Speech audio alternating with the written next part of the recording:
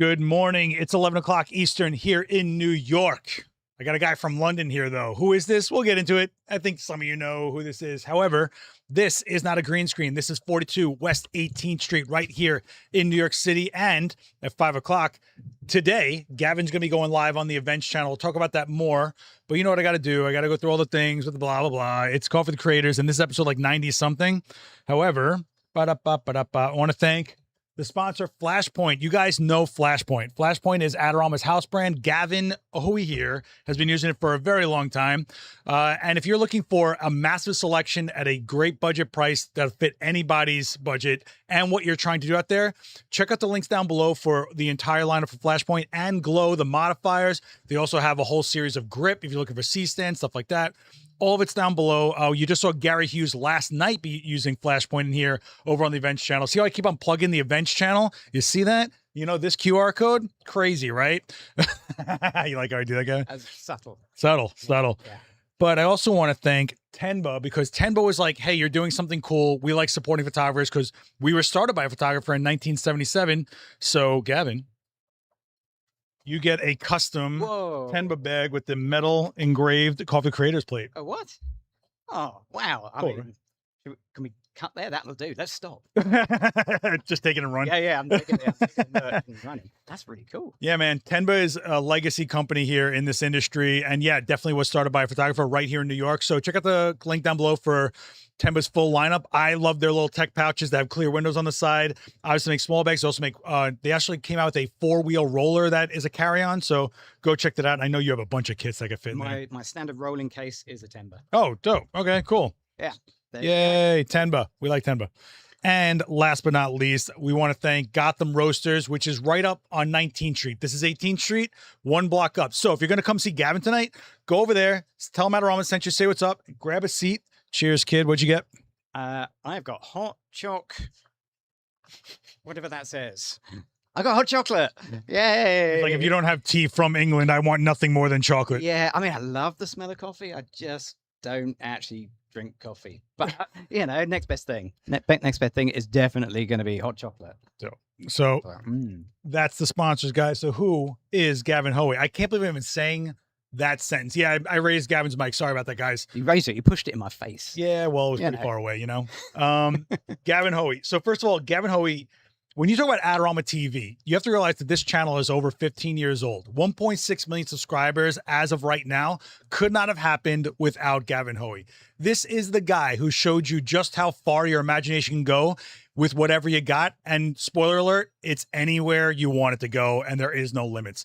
He's the king, the master of the small space.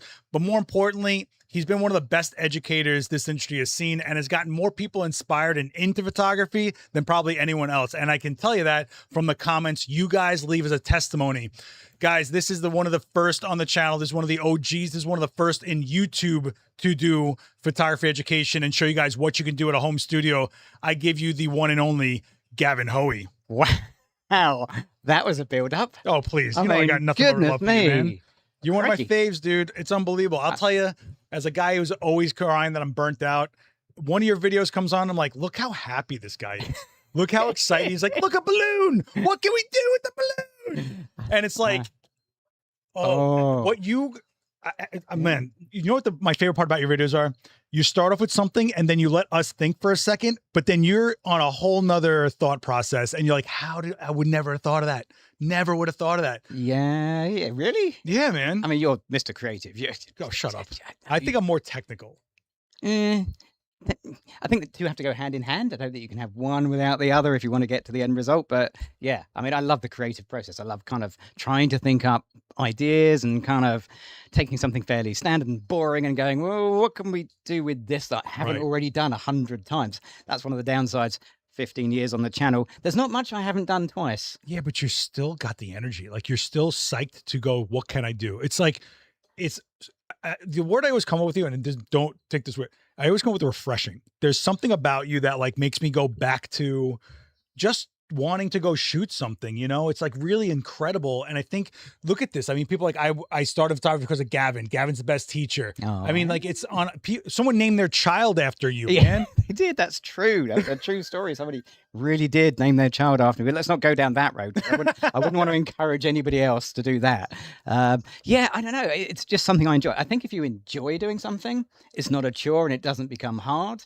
And the minute it's a chore, then you're probably doing the wrong job. Well, I think when it becomes a job, you're doing it for other people by their check boxes, and you're just like a tool for them to create what they got to create. So that's kind of where I think it starts getting like a little, you're doing e-commerce work all day of this little products on a white background. And Yeah. I mean, I've done that. I mean, that's kind of the joys of being a photographer is you have to be multi-talented. But yeah, that's not what I enjoy doing. Yeah. I mean, it pays the bills, but yeah, to get a balloon. Funny you should say balloons. Hold that thought in mind for this evening. So guys, if you're not, subscribe to this channel and hit the bell so you're notified when we go live. I can't wait for Gavin to be in the space I built, which everyone complains is a small space. You're going to see the reigning champion of the small space dominate this. I can't wait. I can't wait. But I do want to touch back. You know, when it's something that you want to do, it's not really a job, but like your origin story is one of my favorite. And I think when I started this podcast, I didn't want it to be like, so tell me your favorite camera. What's your inspiration? Meow, meow, meow. My favorite photographer. Oh, it's obviously you. Seth. Oh, shut up. Shut up. Maybe, no, you're right. Daniel. Let's go with Daniel. We'll go with Daniel. You actually had a day job of an optometrist. You were in a field that, first of all, is not an easy field, first of all, but you were like, I want to do something else. I want to go shoot. I want to be a photographer. And you said, here's a plan and I'm going to go do it. Yeah. To have the bravery to do that, to have the technical, the execution of it, all of it had to align. And then you became this beloved, if you were still doing glasses for people, you would not be, look at this. Look at these guys. Gavin equals level achievement. Unbelievable. Gavin is always the great inspiration to try new things. I mean, you got 150 people in here right now loving you. Yeah. Would that have happened if you were in a lab coat? No. And to be fair, I was not a good optician. I mean, I was technically okay, but it was more of a sales job. And I'm not really a salesperson. That's not what I do. I wanted to help people. That was the bit of the optician work I loved, was the fixing glasses and the helping people with their problems. You're so wholesome. Oh. No, well, that's what I trained for. That was like 4 years of training to get to that point, and then you find yourself in retail, and it's like, oh, I can't really do retail. So I kind of took up photography as a way of getting out of the whole optometrist business as just on a day-to-day basis. I joined a camera club. I mean, an actual genuine camera club. And heard those in a while. No, sadly, I think COVID didn't help that. But I sat at the back of a camera club for a whole year and didn't enter a whole photo ever. Just sat and watched and listened, and then took some really bad photos and got absolutely hammered by the judges.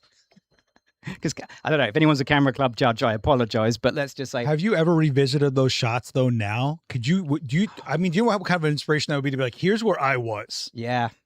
No, I don't think I've revisited anything deliberately, because you're always moving forward. Yeah. I don't think you can ever go back and go, I love a second crack at that. If you're a landscape photographer, yeah, absolutely. But for general photography, everything changes. The technology changes. I was doing my own darkroom. Yeah. I was doing color printing in a dark cupboard. Okay. If you guys don't know, color printing is no joke. That is some toxic, I'll just say, to put it lightly, and also like extra sets. Plus, it can't be in anything but pitch black. Yep, absolute darkness, which also made my dark cupboard absolutely airtight. Which was so you were suffocating yourself. I was slowly poisoning myself, and the temperature in there, because you have to heat up all the chemicals, so the temperature was unpleasant. I mean, it's no New York unpleasant. Let's okay. First of all, you're in a really bad summer. There were Canadian fires. Don't start this. You want to start this? Don't. I left London thinking, I'm going to come to New York and it's going to be nice. And did I not feed you? You did. Did I not get you legit pizza? Oh my goodness! 2 plates a slice, Gavin. Yeah, think of it. It was fantastic. My man didn't even know what rainbow cookies were, by the way, and I was like, "You got to be kidding me!" So I took him over to Viniero's, which is like a 130-year-old bakery. How are the rainbow cookies? You took them. I didn't even get to watch you enjoy them. Nope, I had those. Were those life-changing? Yeah, but those are not coming home with me, so they're gone. So when you decided to go towards photography for real, like you were submitting stuff to camera clubs, you were feeling discouraged, I'm sure. So when did you finally go like, I will get better at this and I can make a living at this? So there was some weird stuff happened. So there was this this Okay. odd thing. So my darkroom disappeared when Freya came along. So 8 years ago, and I wanted to keep doing developing and printing, and there was this odd little thing called digital. Wasn't going to catch on. It was very kind of like no one talked about digital. Very, very bad thing. So I got into digital just as a means of getting back into the printing and developing, and I found there was a little group of people who wanted to talk about digital, and that formed a small group, and that group grew over time. And then one day I was reading a magazine in 1999, and it was Digital Photo Magazine, and they said, Oh my gosh. yeah, a whole magazine just for Photoshop workers. Yeah. And it came with a CD in the bag. on the disc. Yep. Yeah, on the front cover. And they said, we're looking for contributors. And I wrote to them and said, I can do that. I couldn't do that. Oh no. Wow. I had no idea how to do it. They were like, yeah, great, make us a video and we'll see how you go. So I had to work out. There was no internet to tell me how to do it, no AI chatbot saying do this. So I had to work out how to do screen recordings and put a video together. And this was what year though? This was 99, 2000. Okay. So doing a screen recording was not what it was today. No, I no, don't think people realize how crazy this is. no. I could record about 10 frames a second, but I could only do that for 1 minute. And then the clicking and my voice was so far out of sync that I had to stop and restart and get it all back into sync again. So everything I did was 1 minute chunks. And that kind of really was ahead of the time, because Wow. that kind of whole 1 minute, one minute of attention span really is where we are now. Yeah, absolutely. It's kind of like a full circle a little bit. Mhm. But so when you were one of the first to do it, like right now, if you wanted to start a channel or you wanted to get anything, you could reach out and find a channel on it, someone doing it, someone else giving you an example of how to get it from A to Z. You were on your own on a little isolated island of figuring out and pioneering this. Was that more discouraging or more getting you psyched up to do it and go harder at it? Yeah, because it was also new and exciting. I was really excited. So it was exciting. It wasn't like scary, right? No, I was younger back then. I should have been scared. You mean dumber? Maybe. And the fact that it was in a magazine as well, you didn't get feedback from anybody. Right. I had 2 editors over the years, 3 editors over the years. Yeah. And they'd give you feedback. So everything I would put in maybe 5 videos a month, and they'd take 2. So my rejection rate was about 60%. Where'd those videos go that they rejected? So there we go. So what happened to those was eventually I got really, really annoyed with them rejecting perfectly good videos. It's like, I've spent ages coming up with these ideas, crafting this video, filming it, making it, and you're rejecting it. What am I going to do with it? So I thought there must be a place to put them somewhere.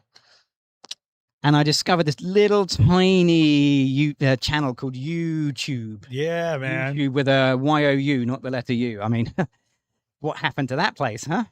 So I put all my spare content that magazine rejected onto YouTube. And I did loads of that. And it's like, I had loads. So I did a video a week That's a lot. for 2 years. Whoa. And this is before monetization, before partnerships. You were doing this for the Yeah, no, there was monetization, but for some bizarre reason, one day I had an email saying, "Oh, you're off." That's it. No explanation, nothing.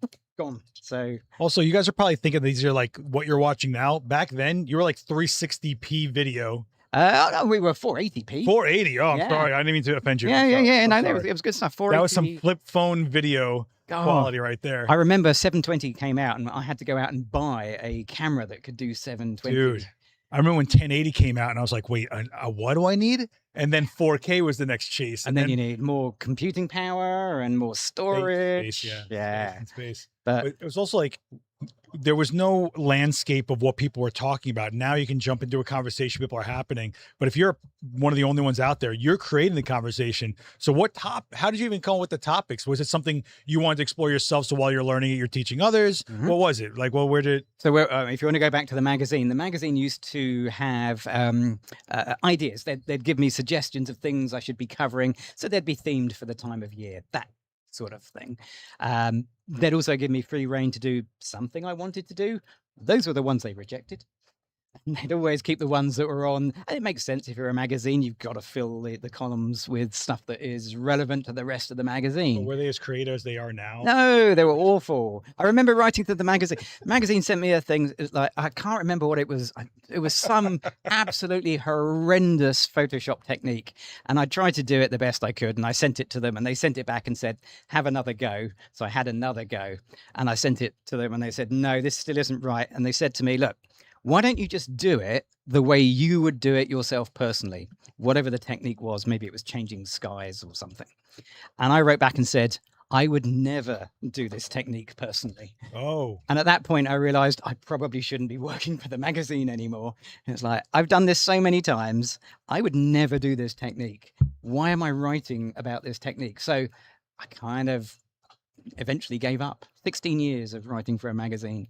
What was the jump off? Like, where did you go from that? Was there something you were building on the background? So like, at that point, I was still working at the opticians. So I kind of eased myself away from that okay. with this amazing idea. I was going to be a photographer. We're going to do weddings. We're going to do family portraits. We're going to do exotic locations with exotic people, all of that kind of stuff. Oh, Gary Hughes. So guys, What? somebody in the chat was talking about cookies, so I rushed over from Orlando and decided you guys could use a couple of cookies. So anyway, What do we got? What is this? you're doing great. Where'd you get these? Oh, you're going to love this. Go on. Where'd you get these? Just some coffee shop. Just some coffee shop. Yeah. Oh, New York. You know what those are? No. All right. So in the middle of them, there's like a jam. Ooh. Nice. Is it that corner over there? Yeah. So this is from Telegraph then. Oh yeah. This is your joint. Go for it. Take a bite. You earned it. All right. Okay. Who cares? You get the non-chocolate side. That's not the Gavin I know. No, That's not the it's got jam in the middle. Fantastic. Jelly in the middle. Sam. I'm sending your husband home 30 pounds heavier. Trust me. Mm-mm. I go, hey, was that enough pizza for you yesterday? He's like, nope. Didn't even hesitate. I mean, I've walked so many blocks. I don't think That's what I always say. Like, I can eat 40 more things today. I'm walking. absolutely. I don't think I've ever eaten on a live session before. Yeah, whatever, dude. Look, I built the studio. This is well, it's not my job, but also, guys, that's Gary Hughes, who is an amazing photographer and educator. He did a demo last night that you modeled for. I think modeling is really stretching the He definition. stood in front of a lens awkwardly for. Thank you. But he's incredible, and he's also on this channel. He does really great videos on how to actually work as a photographer, owning your own business, headshot photography, commercial headshots. Check out Gary Hughes and Cookie Hunter extraordinaire, apparently. Thank you, Gary. Oh, too many G's going on right now. Yeah, we'll have to fix that. I'm the original G8, Gary. You're, Actually, you might be one of the newest hosts, and you're the OG original host. yeah, not quite, but yeah, I think so. Oh man, Yeah. forget about it. Anyway, Where did we get to? Does it How did- matter? No, where really. did Adorama come in? So that's where Adorama came in. Oh, So perfect. 2 years of doing my own stuff, and I was ready to get a proper job. And I was kind of thinking photography isn't going to make my career. My bosses in the opticians were right. You're never going to make any money at it. So I was thinking probably should get a proper job. And then Adorama just reached out the blue, literally just reached out the blue and just said, can you do some videos for us? I was like, Then they said, we'll pay. I was like, yeah. That's not how I heard it. I heard you were in a bar. Robert Downey Jr. showed up. He's like, I'm starting a team. Oh yeah. That was afterwards. Obviously, that was. I heard you were going to knock over a casino with George Clooney, and then I think we'd already done that. Yeah, they did that. Yeah. No, we were. Good pull, Gary. Good pull. Oh my God, guys, we're live. By the way, if you have any question for Gavin, this is your chance. I know that there's like a parasocial relationship, like you see him every other week for 15 years, but if there's anything you want to know about him or what he does or anything, this is your chance. All right. Heidi's saying she's seriously scheduled her whole week around us, Whoa. which is amazing. Also, I just want to give a nice shout out to Gavin for not just doing what he was coming here for. My man hung out for someone else's demo, was a model, jumped into my live stream on Monday. I mean, this guy's been all in. He's not like, oh, I'll only be when I'm scheduled, like some speakers, you know. I'm not gonna name any Was names. that an option? I didn't know that was an option. You know, you're always welcome. Huh. You know that. I can't believe it's been this long. The last time you were here was 2019. 2019. Which is a shame, and shame on us for taking this long. I'm sorry, Gavin. But I did get to hang out with you on your side of the pond for a minute. You came over to the studio before we moved. That's right. Was that before 2019? That was 2019. That was 2019. That was the smaller studio. Roy? Roger. Yeah. I shot him with the green light and the oh my God. Yeah. Wow, that was a long time ago. I can't even remember. That's when I shot I shot in Paris for Makeup Forever, and then we stopped over in your world, and then we went to Photokina in Germany. Yeah, because they're all in the same area. Well, to us it is, right? Yeah. Like that's Jersey. Now we're going to Connecticut, the whole thing. Ginger Gal is asking, how long did it take for you to be noticed by the public and get calls for work? Oh, yeah, long time. So YouTube wasn't huge. I mean, if you're just talking YouTube alone as a way of getting noticed, it was 2 years, and I still don't know why Adorama did notice. I mean, I'm very glad that they did. You were one of the few doing it, and well. Mm-hmm. You got to give yourself some credit here. Yeah, well, there was quite a few at the beginning. 2 years. There were reviewers and people blogging, but not. But it was already expanding out. I mean, not where it was now, but yeah, a good few years. And even now, it's not like every day I'm turning down requests for work. We get quite a lot of requests. I could do quite a lot of videos for other things. But they're never cool. But they never, no. Never. You know, Adorama is easily the best contract I've ever had, because one thing Adorama has never done is say, make us a video on this. It's never been kind of, we need this, it has to be X, Y, and Z, it has to be exactly how we want it to be. Adorama has always been, from day one, really laid back and just said, as long as we sell it, as long as you're enjoying it, go for it. Yeah, but I think you're also a trusted entity. Like, when you do something, you get the viewership, you get amazing engagement, the comments are there for you. Like, no one has ever, I don't think I've ever seen a video and a comment come in from yours going like, this guy's a joke. Like, they're all like, this guy's so much fun. This is great. There's no like ego to what you do. It's always accessible. People feel like they can do it after they've watched your video, and not everyone can say that. No, I know. Wouldn't you love to be Lindsay? I'd love to be Lindsay Adler. And like, have a massive studio, have loads of people to help you out, have incredible sort of makeup. I never thought I'd see the day Gavin throws shade at someone. No, throwing shade. I think she's amazing. Absolutely amazing. There you go. And it's like, but that's not my audience. That's Lindsay. That is what Lindsay does incredibly well. But I think that's important. Like, what you do, I always call you the quintessential home photographer. Small space, DIY materials, think big.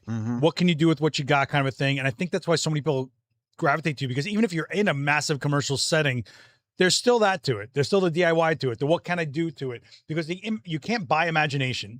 You can't foster like honing it. You either let it be free and then nurture it, and then make it become something to fruition, like the image you create. And I think you've taught a lot of people, like, so what if you only got that much space? And I like that color. Well, so do I. What can we get in that color? A bunch of balloons? Fantastic. Purple. I did not bring a purple gel. I was going through my stuff this morning. I got purple gels. Do you know where you are, homie? I know. And this is the thing. I didn't know what I was going to walk into. It's like, I bought a bunch of stuff for tonight that I bet you've got 3 or 4 of just lying around the place. I've asked him probably every 5 minutes, there's something you need. I built this, homie. Yeah, there is something I need, but I don't know until I actually get there. Man, that's kind of the joy of photography, because it does tend to evolve a little bit. I've got some ideas.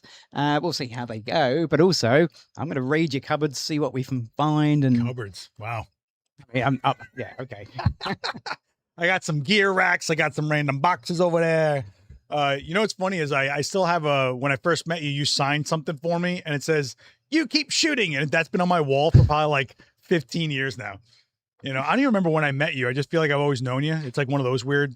First time when we met, you said, "Can you sign something? Because I want it tattooed on me." No, I did not say that. I did not say genuinely that. said that. Do not lie. I was like, no. I would do that for Scorsese, maybe. But like, I love you, but I mean, that's what you said.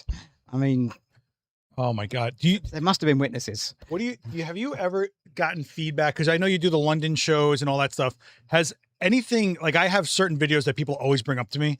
Do you have certain ones that have hit harder than any other ones that have come up? Yeah, it's weird, isn't it? Because it's not the one you choose. It's never the one you put hard or you went all in for. It's never. No, it's never the one you choose. So the one that keeps coming up, the one that I still get comments on, I think it's 16 years later. Jeez. It's not even widescreen. It's like 4:3 in 720p. Yeah, and it's how to fold a reflector. That's it. That's the entire. You know why? Video. Because that's what someone searches. Mm-hmm. They buy a reflector, and they go, "How do I put this away?" Yeah, and they look at it like a magic trick, but it's like, you know what videos do the best? The ones we take for granted. Yeah. So my C-stand video, like who doesn't use a C-stand? Who doesn't use a C-stand? Why did you make the C-stand video? I'll do a C-stand video. I'm bored. Why not? Turned into the biggest thing I could have been. Do you know how much grief we get about C-stands because of your video? I keep people safe, Gavin. You're the one living reckless. You're the one that doesn't care about the well-being of your people around your set. How many times have I dropped anything on it? Oh, actually, let's not go down that road. That's... Daniel Norton's in the chat. Hey. He says Seth just doesn't want to admit that he got the tattoo already. You know what? I do it. You want to sign something on me? No, I know. I'll do it. I don't care. I got enough junk on me. Why not? Yeah. Oh my God. But yeah, no, C-stand video. Yeah, that gets a lot of grief. It's like, oh, put a sandbag on your light stand. Oh, you've got your knuckle the wrong way round. You know why that is though? Yeah, because you made a video about it. No, it's because it's easy for people to spot something like that in police and make it sound like they know what they're talking about. Well, yeah. That's what it is. You know what I mean? Especially if you're live, because in the moment things happen. It's like, okay. That's what it's like being live. If you've ever done a photo session, then think of that. But think of it like magnified 100 times, because your brain is on the photo session, but it's also very much on what you're saying, what's actually happening. And in my case, I'm also filming and editing and planning and how it's all going to look at. And there's so many things happening. Tell me more. That something always gets forgotten. Often it's the use of English. People try to ask me sometimes like what it's like to do a demo. And I'll be like, all right, imagine you're trying to shoot, but you got 100 eyeballs that are all waiting to ask you questions while they're looking at every little thing you do and not listening to half of it. No. Oh, that's always, I love it when you get comments about, oh, why didn't you do ... And it's like, it's in the video. Here's the timestamp. And you gotta love it when they comment, you clearly didn't watch this video, or they know better than you. And it's like, I don't know what to tell you, man. Dry the crystalline tears on your keyboard a little bit. I don't know what to say. Someone does have a question. I just lost it. Sorry, guys. Oh, why did you choose Micro Four Thirds when it seems like everybody else goes for full frame? Yeah. So you shot OM system Olympus for a very long time. So I did. Before that, I was using Canon. Before that, I was using Fuji. Before that, I was using Olympus. Actually, my first ever digital camera was an Olympus, and before that, I was using Minolta. But didn't you borrow it? That's how you ended up with So Olympus? what happened was I was using a Canon. I had a Canon 20D. Okay. Classic, isn't it? I literally, that was my That's first... a word, sure. Yeah. Yeah. I saved up as a professional to buy that camera, and I bought the 24-105 f4 lens. Yep. And it was really a good system until it broke. And it broke at a pretty inconvenient moment. And at that time, the same week, a friend of mine said he was an Olympus ambassador, and he was like, come on my Olympus workshop because I need somebody to do the post-processing side. I was like, yeah, I can do that. I can do Lightroom, and it's like a wedding workshop, so you give me the files, it's great. And at the end of the workshop, he's like, well, where's your camera? It's broken. So he's borrow mine, and they lent me a camera and never asked for it back. Oh, so I had this OM5. That's a nice little freebie. EM5 Mark 1, and I think I've still got it somewhere. EM5. So I shouldn't say that. Is that the one that was like shaped like an L almost? Like it was like a pretty long. No, it's like just a little. Yeah. I mean, literally smaller than the palm of your hand. But it was. My first digital was Olympus too, but I remember it took smart media, and it was a big deal that it could shoot TIFF. Yeah. So my first ever camera, my first digital camera was Olympus 2020Z or 2020Z. for you. You guys Perhaps. hate the ZZ thing. You guys, we don't care that you say Z, but you care that we say I'm Z. trying to fit in. Yeah, just Like, I'm the one with the accent here. I get it. I honestly, get it. Gavin, I don't think you could. You don't move fast enough for New York, man. That's, Like that's very true. you're like, no one stops around here. I'm like, yeah, we got stuff to do, man. Yeah, You yeah, know? that's true. So that used smart media, and Smart media went up to 128 megabytes only. yeah, Crack. They used to physically crack. they were so thin, like little wafer thin thing. They were based on like floppy disks. Do you remember there was cameras that used to use floppy disk as media? I just bought one. The Kodak? No, it's I bought the Sony Mavica. Oh yeah, okay. I just bought one. More on that later. Stay tuned to the channel. Sal D'Elia, our own Sal D'Elia, who is responsible for TTL, an amazing series here, says my favorite Gavin moment was the discussion. Nigel, Nigel Barker was here a couple weeks ago on how to make proper English tea while on set. I didn't understand this argument. So it was about when you add the milk. I mean, you guys were so adamant. Well, yeah, I think we had an opposite. Yeah. There's no rule. We don't come out with a manual in the UK of how to make tea. It's not like handed out with the passport or anything. So there is a little bit of room for discussion. Is it regional? Is that what it's based on? I don't know. I love a bit of Yorkshire tea, so maybe. Oh, Yorkshire Gold, beautiful tea. But yeah, it's very much. Nigel was a put the milk in first and then add the tea. But I don't get that. Well, Nigel obviously is more posh and upper class than me, so he has bone china, where I have a mug. So I put the tea in and add milk because Nigel uses a teapot, I would imagine. Even when you're snide, you're polite. It's amazing. Amazing. No, yeah, that's Nigel's upbringing is significantly better than mine. Oh, I think your upbringing. Listen, you have been absolutely an inspiration to tens of thousands of people. Your upbringing, however, the human you are, Gavin. I can't explain to you guys. The guy you see is the Gavin that Gavin is. It's incredible how nice he is, how giving he is, how patient he is. I mean, I feel like trash around this guy. I'm cursing him out a minute in the street, and he's like. Nothing. I've never heard you curse. Oh, shut up. You know, I've heard you curse like twice in my entire life, and it makes my heart stop when I hear it. I'm like, oh my gosh. I'll send you a cassette. Oh boy. Oh my gosh. So your wife Sam is saying milk lasts. Yes, that makes more sense. You get as much tea as you want, then you make it as light as you want. Exactly. What is the logic? Yeah, it's something to do with bone china, but whatever. It's something to do with bone china. I have no idea. Obviously, milk lies. Yeah, Sam's spot on. Joel Carr is asking if you were starting your channel today, what would you do differently to break out? Also, which do you love more, photography or education focused? So I was reading Freya's comment underneath. Oh, I got distracted. Right. What was that? If starting out your today, what would you do to break out? Oh, how would you break out? It's really hard. It's hard. It's saturated now. It wasn't like that. Yeah, but there is still room. People still break out. People can do it.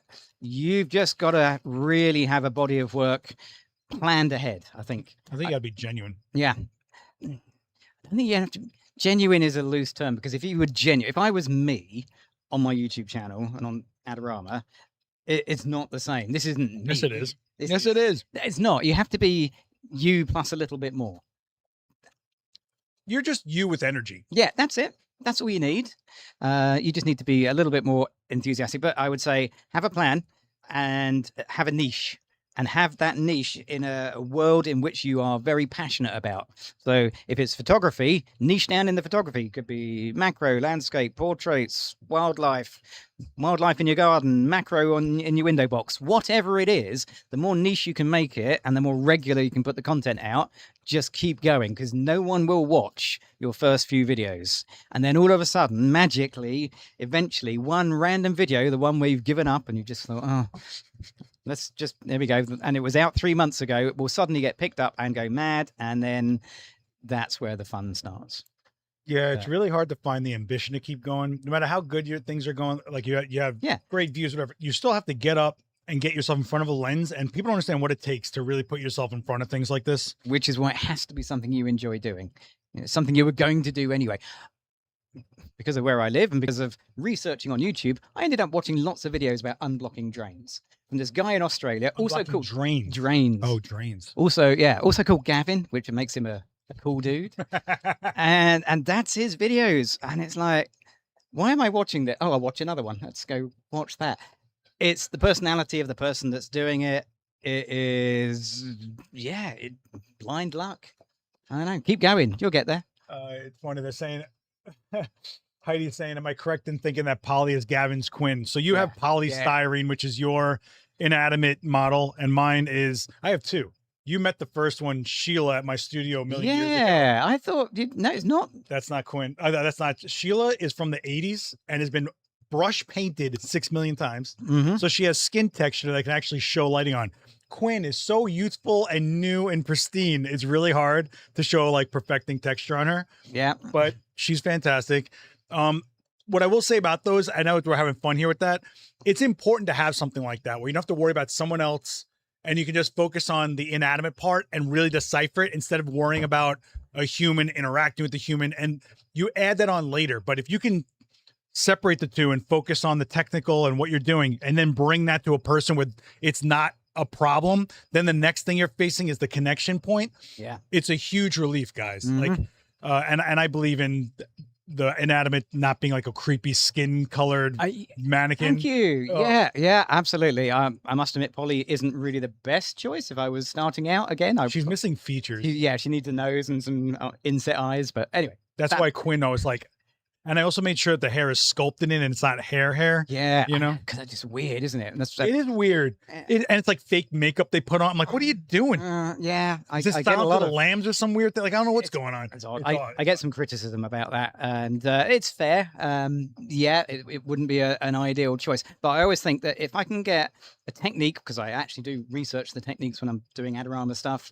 If I can get a technique that looks okay with Polly, it's going to look amazing with a real person. Yeah, exactly. Yeah. Is there another host on Adorama that you feel you tap into and go like, I get a lot out of? Are you like a fan of her? Anybody else? Okay, I noticed there was a her in there. So where? Yeah, you said her.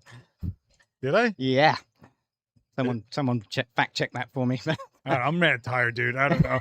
We've been going nonstop, bell to bell here. So yeah, all of them, absolutely all of them. So I don't watch every single video because there's a lot of content from Adorama. But yeah, you tend to pick out little bits and pieces. So, but also it's very difficult to not copy what someone else has done. Yes. Yeah. So, if I watch too much of it, then I start to question what I'm doing and think, oh, maybe I should be doing that because that's good. But I do steal a lot of Daniel's jokes. I normally credit Daniel when I'm doing them. Out of everything to steal from Daniel. Yeah, come on. Dropping a softbox because it's soft. Okay, fine. But I That's awesome. Right? I can't, man. I've known Daniel a very long time. And I love Daniel. He's nothing short of an older brother to me in this industry. And I love him to death. He can aggravate people like no one else. I mean, it's like a craft that he has, man. And some of it is the humor. I'm just like, what are you doing? He thinks it's so funny. And I'm like, I'm sure I'm the same way to him though. So I'll say that. But you know what's crazy about watching the other videos? They act like a mood board. They're kind of in the back of your head. And then all of a sudden you start realizing like, I'm shooting like Gavin. I need to stop now and start figuring out what I would do here. Because you don't realize you're doing it. It just kind of creeps in from the back. It completely does. And that's good. That means we're doing the right thing. That means we're actually absorbing. Yeah. We're actually learning, taking it in.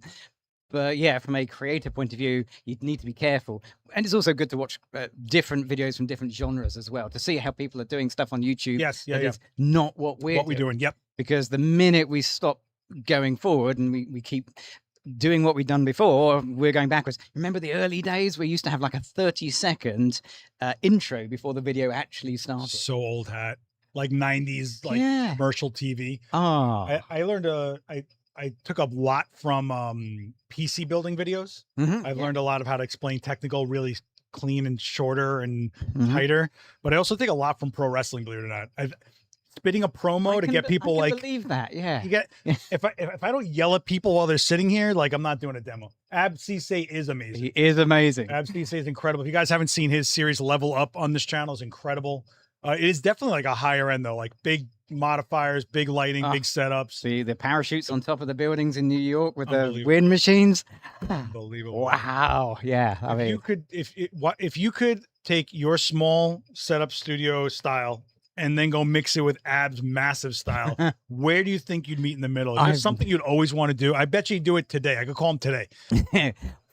Funny enough, it is the parachute thing. So I bought. Do you ever get one of those random things where you sat down at home surfing the internet far too late in the evening, and you think, "Oh, that's interesting. I'll buy one of those." Yeah, I have a mailbox full of stuff that I bought in insomnia. Yeah. So I bought a parachute because why not? But it was a decommissioned parachute. So It's a real parachute. So it's a real parachute, but they've cut all the parachute cords off. Okay. So you can't actually use it as a parachute. So Good. I tied the cords back on, and we had this amazing idea. We were going to do, you're going to love the title. Wait for it. A parachute shoot. You see? A parachute. Or maybe that's it. Oh, see, that's the modern version because it's more compressed, isn't it? So it would have been a parachute shoot, but nowadays it just has to be a parachute. Anyway, so we got it out and we tried it at the end of a workshop we did years ago, and it's a full-size parachute. So there's a model not wearing the right kind of outfit for the look I had in mind. Two of my friends trying to hold this parachute in the lightest of breezes, and we could barely hold it still. It was mad. You're going to really hammer that thing down. So I think with Ab's knowledge of parachute work and my parachute, You should totally do something like that. That'd be amazing. we got a winner there. You have to see the studio up in oh my God, White Plains, I think it is. It's beautiful. It's incredible. Someone did have a question. Are you doing any freelance work still, or are you just purely education? So yeah, I don't do any actual photography anymore, which is a shame in many respects. But if you ever find out, are shooting, they just happen to be with the video. yeah, absolutely. I mean, I work for other brands for photography things, and we do various things and bits and pieces. But I don't actually go out and do corporate headshots anymore or family sessions or anything like that. We've done a few kind of model portfolio things but usually I'd then swap that for time being a model for Adorama. Yes. You always have to, people don't realize how you have to cannibalize what you, okay, I don't know how to explain this, but like what we do for the videos, we actually do, right? So like it cannibalizes your life into it somehow. Like you try to get the most eggs in the basket at one time. And you always try to film like 7 videos in one day so that while you got them there, and you change your shirt 40 times to make it look like it's a different video. And, yeah. I don't think people realize how much you give yourself to the content, because it's like, you're literally unloading your brain in real time and hoping it lands out there. You know? Yeah. You did a bunch in here yesterday with Akiva, our social. Oh, he left. Okay. You will be seeing a lot more from Gavin from his trip here. There was a question about him coming to me and Daniel's studio. Unfortunately, Gavin's leaving tomorrow. But listen, we're gonna fix this waiting 7 years garbage. That's too long. Bro, let's not have a pandemic in the middle between the next sessions. You know what I bet you though? I bet you during the pandemic, there's someone that was at home in a small space with minimal gear and I love Gavin's videos, and you probably kept that person all sane and together. God, yeah. The comments we had post pandemic of people saying how the live stuff got them through the pandemic was really heartwarming and lovely. But what they didn't realize is it worked the other way as well. If we didn't do lives, if we didn't have Adorama backing us up, and I think I'd have gone crazy, more crazy than we did during the pandemic. It's a two-way street with the audience. It's not us just giving everything out. Well, I need you as much as you need me. Yes, so, it's a partnership. They every time you go to trade show, like your videos, I'm like, I can't do anything if you don't watch it. Yeah. If there's no number there, they go, we don't need you to do this anymore. You know, you guys don't fill these seats. This event space doesn't exist. You don't jump in this chat. This channel doesn't exist, right? Or these streams don't exist. So you're as much a part of it. Your streams are at like 2 p.m. our time. Yeah. So it's like a lunchtime watch for people sometimes. Which is odd because it's 7 p.m. for us actually doing them. Yeah. So, which is okay. It's not too bad, but we try to do one outside every year. Last year, we didn't get around to it because the weather didn't help, but there's only 1 month in the year we can actually fit a 7 p.m. outdoor live session in because it's dark by 8 o'clock most of the time. You know how much of you made my life hard when people are like, Gavin goes outside for us. And I'm like, good, go jump in his streams. I'm doing 6 cameras by myself. Leave me alone. It's so hard. We literally moved the gear from the studio to the garden, which is no more than, I don't know, 50 feet. How long is a internet cable? That's how far away we were. The last time I had a garden was, where This is my backyard, right? Look at this. Look at I'm this. pretty sure there's a roof. Someone said on the top of the building. I did one on the studio's balcony, and everything overheated from the sun. Well, That was so bad. that's so bad. Yeah, Um, that's one problem, and the fact that everything has to be dragged out of the studio, because this place, if you ever come to Adorama, come and have a look at the event space, because it is amazing. Thank you. Everything is rigged up here, and if we said, "Hey Seth, could you just take this outside?" So I think you have to also think about, just like any other shoot, you don't take what you need and just rebuild it somewhere else. What is the space you're shooting in, and how can I optimize what I would do there? So I'm going to take these lights. I'd use natural light, maybe some fill boards, but I hate when people go like, we're going to do a shoot outside. And then they take out a background system. They take out and they try to make it look like it wasn't shot outside. I'm like, why are you outside? Use the graffiti, use something. Mark is saying, you all know Gavin is just a pretty face on the channel, and the actual power is Sam and Freya, your wife and daughter. Yeah, that's undeniably true. You know what you guys missed if you're new to this channel? Gavin was on, we used to have a Twitch channel here at Adorama that I ran, and I enlisted Freya, his daughter, to play video games on Twitch once a week. And you know who joined her? Gavin. Watching Gavin play video games with his daughter was so awesome. And it was always like fun, dopey games. Yeah. It wasn't anything serious. You weren't like, playing Mortal Kombat or whatever. No, it was two things with balls and a rubber joint between us. And I was the worst gamer ever. I thought I was quite good at gaming, and then I discovered I wasn't. So Tony, I'm actually not going to be going to London this year, but Joe McNally is still doing his workshop. If you guys are interested, check out Joe McNally's website. I think he only has like a couple of spots left. So no London for me this year. I had a rough London last year. If you guys follow me, whole thing with losing my passport, a lot of fun. I remember you were texting like, "You okay?" I'm like, "I'll get home. I'll find a way home." That's all right. just your worst night. I've literally been checking my passport every night. Dude, you guys have the craziest pickpocketing culture thing going on over there. It's odd. I feel safer in New York Yes, you do. than in London. Yeah, We win. yeah, I know. What's been your favorite aspect in New York? Because I know you've been here a lot, but like it's a bit of a. It is. So easily the favorite thing, the thing I did was I arrived on Sunday evening, and there was this football thing, soccer going on. Oh, the World Cup. Yeah. And the forest fire smoke coming over and all that I missed stuff. that because it had rained the day before. But All right. I walked from my hotel and I thought, well, I'm jet lagged. I've got to stay awake because I've got to get into the time zone. So I'll just go for a walk and keep walking. And I kept walking and ended up in Times Square, except I couldn't get anywhere near Times Square because it was mad. Oh, Times Square, Absolutely mad? Never heard. Never. But I mean, it's mad at the best of times. Whitest But place ever. Are you kidding me? it was fantastic. The atmosphere, everybody was so friendly, whether they were Spanish or Argentinian, it didn't matter. Everybody was having a little party very loudly in Times Square. And that's kind of the atmosphere you can't get anywhere else. That was mad. We had a little bit of New York not feeling like that. To me, New York lately has been feeling like the New York I grew up in. And I don't know if there's any New York City, but there was always this vibe of New York versus the world. And we don't care where you're from. If you're here, we're all part of something. Mm-hmm. And that's how there's like a uniting feel to New York. It's hard to put your finger on, but we haven't had that in a while. I think the Knicks winning was a massive. You missed riots. You missed school buses getting lit on fire. All sorts of crazy. Okay, no, I didn't miss that. That sounds everything. terrible. But yeah. Oh my God, there's so much going on in this chat, guys. If you have any questions, throw them in the chat.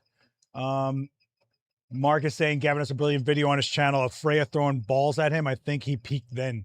So Were you juggling? So no, that was my first ever video.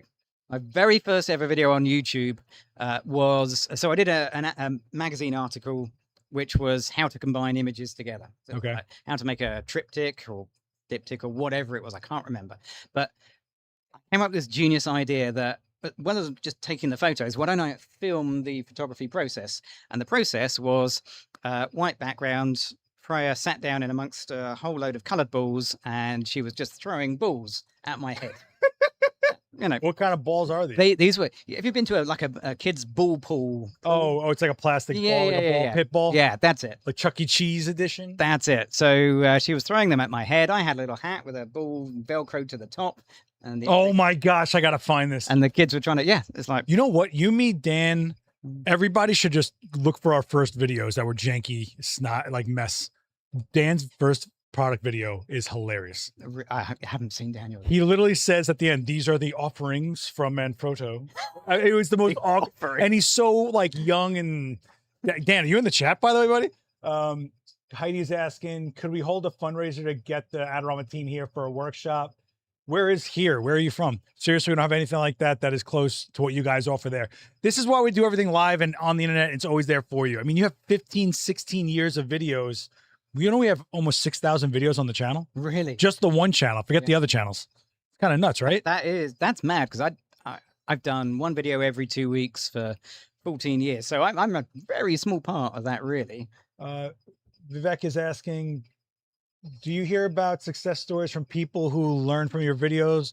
What goes through you when you hear that from them? Like, have people started careers? People? I do, yes. Yeah, I mean, a lot of people love to reach out and tell you it. And it is so humbling. I genuinely don't know what to say. I don't know what to say. Yeah. I don't know what to say other than thank you. I mean, thank you. You have people come to me like, I have a second income because of what you taught me. And I'm like, I don't know how to respond to this. I'm awkward. And I just gotta like leave it there. Yeah. I mean, I've had people tell me that we've helped them literally down off of building sides, mountains, whatever, because of the photography has got them through. Yeah. And when you start hearing that, I genuinely don't know how to I don't think you realize how much you've connected to people. Like they're out of all the hosts, and I mean all of them, Dan, me, everybody, there's something about the way you connect with people on like you have such an easy entry point. I mean, no one watches a Gavin video like, I don't know what this guy's talking about. They watch a high-tech, higher-end video like, I don't know what these things, but there's something about the way you relay it, the delivery, the way they feel while they're watching a video. Your comments are on another level. I mean, and you should feel amazing about that because it's not just a video to people. It gives them something to do for the next day, something to achieve. Then they achieve it. Now they feel confident. Next thing you know, it's affecting the next thing they do in their life. You've done a lot more than you think, Gavin. I don't think you can realize this. Thank you. Yeah. I mean, I feel very grateful that we're friends. I feel grateful that we can chat whenever. We should talk more. I feel like we're just on a WhatsApp once in a blue moon. Yeah, we can fix that. But I love it when we go to trade shows and people come up and show me their Instagram, and they've done exactly what I've done. And you look at it and you think, hang on, is that my photo? And they've literally learned and reproduced it. Because that means that my technique actually did work. Because there's always that little thing you think, it worked for me, but would it work for anybody else? Yeah, but you know what, though? You know how many hosts would be like, oh, this guy's copying my stuff. Well, like, no ego. Yeah. Come on, man. No, that's a compliment, isn't it? I mean, they've literally managed to reproduce it. Even better if they can show you something that is similar, but evolved. Oh, Candy, what's going on? How are you? I haven't talked to you in a while.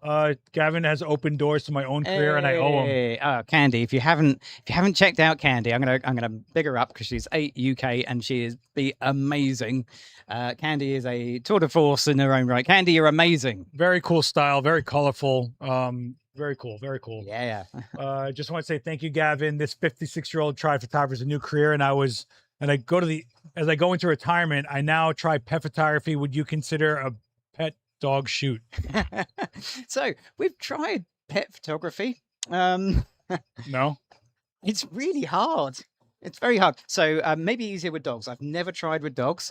We did. I don't know if it ever came out, but I did a video, like a vertical short for Adorama, and the working title was "The Hardest Model I've Ever Worked With," and it's our cat. Oh, come on, man. So I mean, it's a cat video.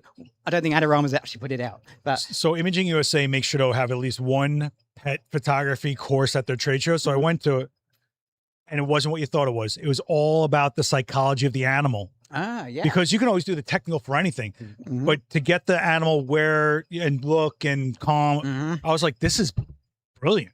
So that's the key to it, is the psychology, the animal psychology of it. It comes down to knowing your subject. If you're your subject. If you're a sports photographer, you've got to know your sports. If you're a person photographer, you've got to know how people work. If you're an animal photographer, I guess you have to get in the mind of the animals you're working with. I can't get in the mind of a cat. We're making Candy cry. There's so much going on here. I can't keep up with it. Oh my God, guys. So Ginger's saying Gavin is calm and clear in his delivery. the sense of humor and the fact that the families involved is huge. They all support each other. Which Yeah. It's They're so real- wholesome. It's like ridiculous. It is, it is just the three of us, really. So it's me, Sam, Freya, and that's kind of it.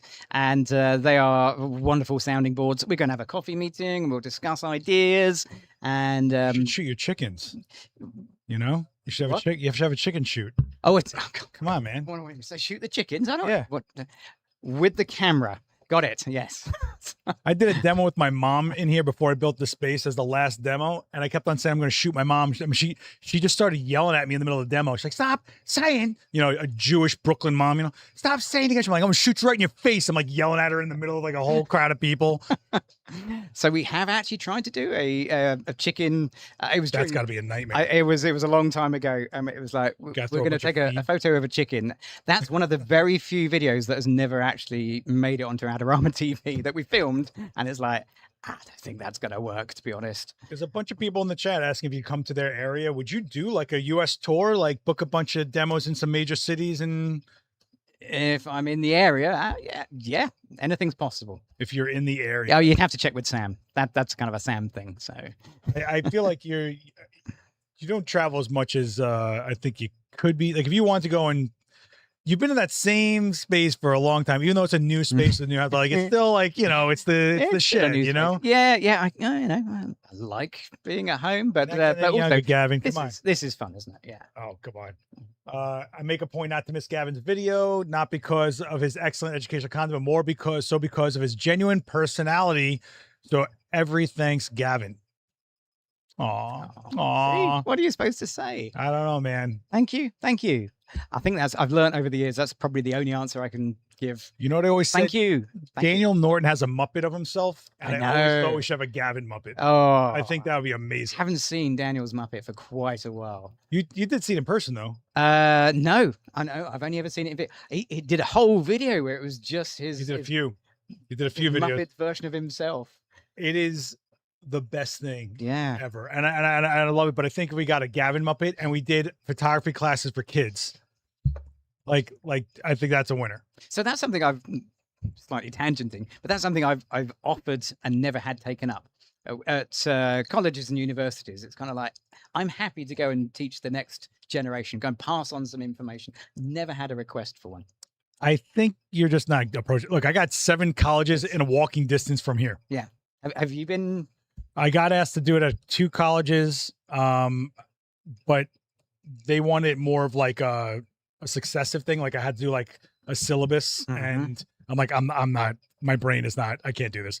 If you want me to do an Yeah, hour demo, I that's- can do an hour demo. That's the but difference, isn't it? Yeah. Yeah. If it's like just come in and I'll talk for an hour, that's great. I'm not So- organized enough. Fun fact, I was working with Chloe at a trade show a couple of weeks ago, and we were talking afterwards about how long I've been doing it. And she told me a thing I hadn't heard before.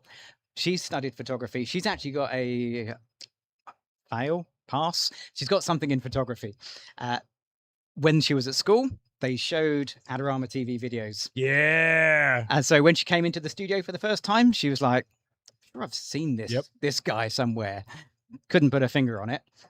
And it's like, yeah, what can you tell you? It's like, then she ended up in the Adorama TV video. So I think maybe we are in colleges, but we're just not aware of it. You know what I think would be great for you, and I know it's a lot of work. All right. I've got time. Go on. So I've got you- until at least 5. You know, you're so synonymous with small spaces. A million years ago, Joe did the flash, a headshot truck where he had a Yes. box truck and made a studio happen. in there. Yeah. I remember. You should totally do that, but your spin on it, because it's only however big a box truck is inside there. I think if you parked somewhere and said, "I'm going to take everyone's portrait, let's do this," and filmed it, Make it happen. I guess Yeah. that's Yeah. You're more organized than me. Come on, Gary, make it happen. We're gonna get a box truck, make it a studio. He's gonna drive around, take people's portraits Gavin's way. See that? He's got a guy. See that? You need a kidney? I got a guy. You need a kidney? Is there a certain session when you knew you found your magic and when you were doing what you should be doing? So did you ever feel like you were in the right place? No, I don't think there was one. That's not entirely true, but from a video point of view, no. I think the videos have just evolved. just one after another They after have to, another, right? and you keep adding a little bit, and okay, that worked, that felt better, that didn't. But I remember doing some off-camera flash stuff for the first time, and yeah, I mean, remember the Strobist days? Oh my God. Yes, I do. Yeah, yeah, yeah, that I was used to get into amazing. arguments with that guy. Not going to get into it. Don't go into that. But hey, it did me a lot of favors at the time, not least because that's where I got the confidence to have a go at that kind of work. And I remember working with a rapper, this guy called Iffy the rapper. Great, really, really nice guy. And we went down into this underpass, and it was really dark. And I'd brought a flash with me, and I thought, let's just give that a go. And it was like, wow, this looks. It looked terrible. This looks amazing. It wasn't. It was awful. But that is that kind of moment of having a go at something and it working, and just going, I'm going to do this again. Where do you find the fuel to stay creative? Because I feel like you really enjoy it, Mm-hmm. but everybody's still human. Things don't, they have to come to you. Mm-hmm. How do you stay creative? Yeah, Like, it's really hard. It's very difficult. Just keep going, I guess. I always joke that it's a massive mortgage, but it's not really helpful. that's to get the videos edited and done. Yeah, but the yeah, yeah. actual concepts, I feel like, do you just watch like children's TV a lot? Like a lot. Every time I see this, I'm like, did you just watch Teletubbies before you shot this? Is that what you think I do? Sometimes I'm like, the color palette's that a it? little Captain Kangaroo looking here. I don't know. Wow, the truth is coming out at the end, isn't it? Okay. No, it's just coming up. Sometimes it's a new product or something. You just get something and you think, I've got to do something. What can I do that isn't obvious? Yeah. Other times it can just be randomly searching through Instagram and something pops up and you think, well, that's good. How can I make that mine, make it different? And before you know it, it's utterly different to where you started. And sometimes it's just kind of like, I bought this random parachute some time ago. Maybe I should do something with it now. So, well, Brian in the chat, who watches everything, says, I'd like to see Gavin photograph Marissa. First of all, he did. I There's did. a bunch of videos which shows that you're not watching everything. Yeah. And two, you guys got to get over Marissa, okay? Enough of the like, So- this is like infatuation with the models. It's we just did like- that whole live Ugh. thing when Marissa was a model actually in New York years ago. And you did the caution tape thing recently. And then Marissa was in London, reached out and said, hey, I'm in London. I was like, well, we're nowhere near London, but hey, if you want to come down, which she did. So we picked her up at the train station. We did the caution tape thing. And my favorite, we did the film noir. Right, yeah. So well, we you did love this- that stuff. Yeah. So That's film where- noir. That's where you and Joe McNally overlap a little bit. It's this classic cinema vibe. Yeah. Joe is a sucker for Universal monsters and like Indiana Jones feeling stuff and heroic, stuff. Yeah. And then he loves the detective stuff, right? Mhm. And you guys, I feel like you're on that same vein. I would love to see you guys collaborate to something together on that. Yeah. That would be awesome, wouldn't it? Fantastic. With the film noir stuff, though, you've got to have the right model, and that's where Marissa comes in because she's an actor. She can act it. And If she's super goofy. Yeah. If you had a model, it wouldn't work. You need someone that will fill the role that you're trying to create. Someone is asking, have you ever taken a bad shot of Chloe or Sophie? Before you answer this, all you guys that get in the chat and go, you can't take a bad shot of X. Yes, you can. You've got to stop thinking this is a compliment. It's the worst thing you can say. That's saying something bad about the photographer and then saying something bad about the model at the same time. Like, just, you can take a bad shot of anything or anyone. Please go for So it. yes, there we are. Does There that you go. help? There you Yeah, go. absolutely. Not only have I taken Drives a me bad nuts. picture of both of them and everybody I work with, I go out of my way to take bad pictures for educational purposes. Yeah, so you can show them after part. Mhm. Yeah, I know. So- And they're very brave and very great. And you have to explain to the model, I am going to take a bad picture of you because it's part of the process. And I think that the best way to learn is take bad pictures Oh, and then you get better. Ab says, oh man, I would love to meet Gavin in person. Get down here, man. He's going live at 5. And I think you guys need to collaborate. He's got some parachute idea. You did the famous parachute shoot. Ab, where are you, booby? See this, Ab? You're slacking. Get down here, Mhm. buddy. And then Matthews, what's going on, Martine? Is asking, how do you troubleshoot unwanted background shadows using only a single light and modifier? Ooh, a okay. technical question. Yeah, that is the technical question. That's exciting. Let's do it. You're totally just asking this for no reason. You're a union grip, bro. You know what's going on. Yeah, move the light, move the background, move the model. Photoshop it out. You take your pick, whatever works for you. So what are we getting into tonight? Because we're kind of hitting time here. Yeah. So tonight we are doing standard lighting techniques, stuff that is kind of 101, stuff you should know. And if you don't know, I'll teach you what you need to know. But if you do already know, there's a twist. So every standard lighting technique, I'm going to give it a little kind of twist of creativity. Some will work, others may fall flat on their face. Yeah, but it's important to know why they fell flat. Like, it's not just, everyone says, like, you got to fail to learn. Like, no, you can't just fail. Learn why you failed. Yeah. Learn what didn't work. You know? I think the hardest thing to learn is, like, what works on a conceptual level, on a philosophical level. You can always learn technical, but what really is going on in the subtleties. I think the last demo I did, which I'm sorry for that demo, I was tired out of my mind. Stack up the subtleties. If you notice subtleties in your lighting, that's when you get really good. Yeah. You know? Yeah, we're not doing subtle. I know. No, not so. No, I'm talking like, really noticing shadow patterns. Yeah, like that, yeah. So hopefully some creative ideas mixed in with some really useful kind of 101 advice. Yeah, and Gary Hughes is here, Ab. So where are you, buddy? I'm down to Daniel. Daniel couldn't make it. I got a Gary here. What are you guys? You leave me here with this animal? All right. This is the QR code to the events channel where everything we do in the event space gets streamed to, and that's where Gavin's demo at 5 p.m. Eastern today will be streamed. So make sure you not only subscribe, but hit the bell because it's 90% live on that channel, and you're going to want to get notified when we go live so you can jump back in this chat and actually ask questions in real time. Man, we totally did an hour, Gavin. Whoa. Told you it was going to be I thought we'd easy. do like 35 minutes and kind of like be done. No, you got no concept of time, my friend. None at all. I want to thank Gary Hughes for hooking up with the cookie. If you guys don't know Gary Hughes, amazing photographer and educator, and has a really great series right here on Adorama TV. Gavin's going to be back here in a little bit. If you're in New York next week, me and Daniel are holding a critique for you guys in person only. Make sure you check out the Eventbrite. Actually, do I have a QR code for that? Yeah, check out that QR code for the schedule of everything happening out of here. If you missed it, me and Gavin were live shooting with Quinn, sort of just messing around on Monday. That's on the events channel as well. Gary Hughes did an incredible demo yesterday of how to shoot commercial headshots and to print and deliver to client. It was awesome. I mean, we rarely do stuff like that, and he crushed it. Other than that, follow Gavin. He needs the follows to feed his family.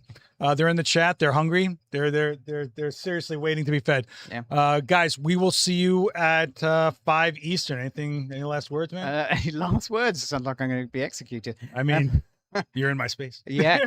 No, if you can make it down to the store tonight, great. If not, I will see you online. But also, thank you very much, Adorama, for making literally this possible. So, and Seth for, building something amazing in this place. So, yeah, no, thanks very much. Looking forward to doing some more. Thanks to Gavin for helping fortify and secure the foundation that this channel is. I wouldn't be here. We wouldn't be doing this channel if we didn't have a powerhouse like Gavin throwing down forever and at a level like he has been, and just being a genuine great photographer, great educator, and great person. Gavin, thank you so much, man. Thank you. All right, let's get you full of pizza. Yes, let's. Later, guys. Enjoy the rest of your week, but we'll see you at 5 o'clock on the events channel. Bye, guys. Peace.